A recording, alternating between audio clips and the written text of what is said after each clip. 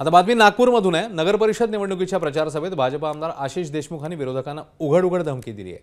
मुख्यमंत्री फडणवीसांचे सरकार असून ते नागपूरचे आहेत, त्यामुळे जास्त कराल तर कापून काढू अशी धमकी थेट आशिष देशमुखांनी दिली।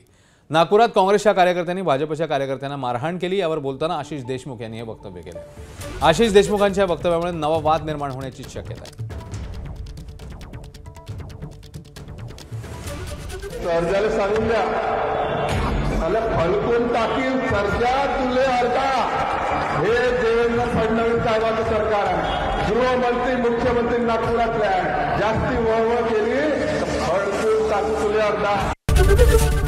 एबीपी माझा, उघडा डोळे बघा नीट।